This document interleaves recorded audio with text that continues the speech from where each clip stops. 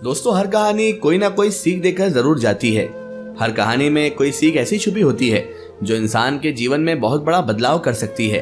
कहानियां असली में होती ही इसलिए हैं ताकि इस कहानी में जो हुआ है वो हमारी जिंदगी में हम ना करें, और जो सीख हमें कहानी ये दे रही है उस सीख को अपनी जिंदगी में अमल में लाएं। क्योंकि हर कहानी में सीख छुपी हुई होती है। हर कहानी किसी न किसी सीख, किसी न किसी नसीहत के साथ ही रची जाती है। कहानी कभी कभी सच्ची भी होती है, कभी कभी काल्पनिक भी होती है, लेकिन कहानी में सीख होना ये तो 100% सही ही होता है। कहानी चाहे छोटी हो या बड़ी, बच्चों की हो या बड़ों की, लेकिन उसमें कोई ना कोई सीख छुपी हुई होती है। बस जरूरत है उस सीख को समझने की और उसमें हुई गलतियों को दोबारा ना करने की। तभी जाकर आप सफलता के शिखर पर पहुंच सकते हैं, तभी जाकर आप अपनी जिंदगी में कामयाबी को हासिल कर सकते हैं। एक ऐसी ही कहानी हम आज आपके लिए लेकर आए हैं। तो चलिए अब बिना वक्त जाए किए शुरू करते हैं हम अपनी कहानी। एक समय की बात है, शहर के एक पेड़ पर एक पंछी रहा करता था। वो पंछी बहुत ही खास था क्योंकि जब कभी भी वो अपना मल त्यागता था तो वह जमीन में गिरकर सोने का बन जाता था। इस तरह के पंछी के बारे में ना तो कभी किसी ने सुना था और ना ही कभी किसी ने देखा था। ऐसा पंछी तो शायद ही दुनिया में कोई दूसरा होगा। लोग यही सोचते थे कि शायद ये तो बकवास बात है या ये मनगढ़ंत कहानी है। किसी भी व्यक्ति को इस बात की खबर नहीं थी, और कोई को खबर थी तो वो इस बात पर यकीन ही नहीं करता था।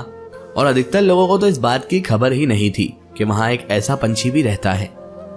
एक दिन उस शहर का एक मुसाफिर चलते चलते थक कर एक पेड़ के नीचे रुक गया ताकि वो थोड़ी देर आराम कर सके।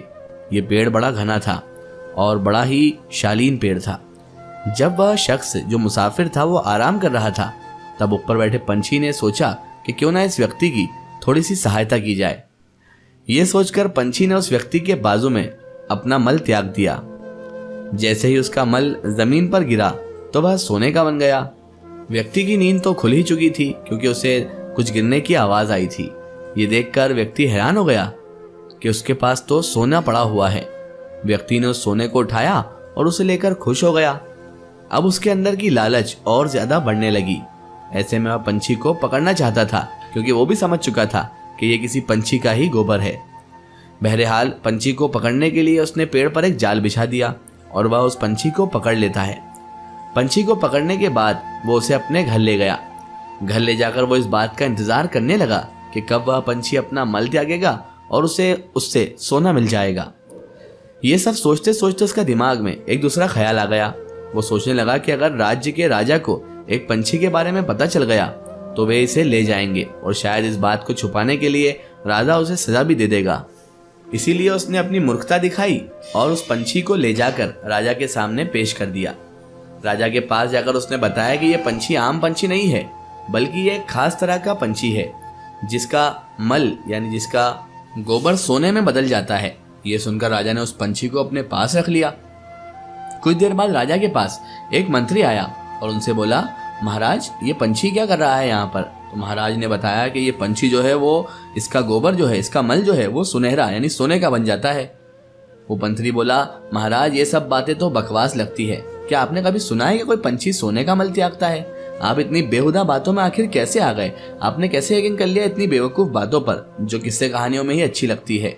आप इन सब बकवास बातों पर यकीन ना करें महाराज, इससे जमाने भर में आपकी हंसी उड़ जाएगी, आप हंसी का पात्र बन जाएंगे। इसीलिए मेरा ख्याल तो यही है, इन बकवास बातों पर भरोसा ना करें और इसलिए आप इस पंछी को छोड़ दीजिए और अपना समय बर्बाद ना कीजिए।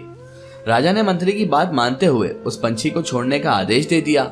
उसके बाद मुलाजिमों ने उस पंछी को उड़ा दिया। जैसे ही पंछी उड़ने लगा तब उसने दरबार में अपना मल त्याग दिया और उसका मल फर्श पर गिरते ही सोने का बन गया।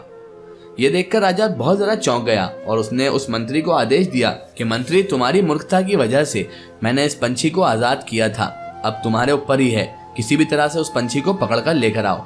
उड़ते उड़ते पंछी ने कहा, मैं बेवकूफ था जो उस व्यक्ति के सामने अपना मल त्यागा। वो व्यक्ति बेवकूफ था जिसने मुझे राजा को दिया और ये राजा बेवकूफ है जिसने मुझे यहाँ से जाने दिया। इस राज्य में सब के सब बेवकूफ ही हैं।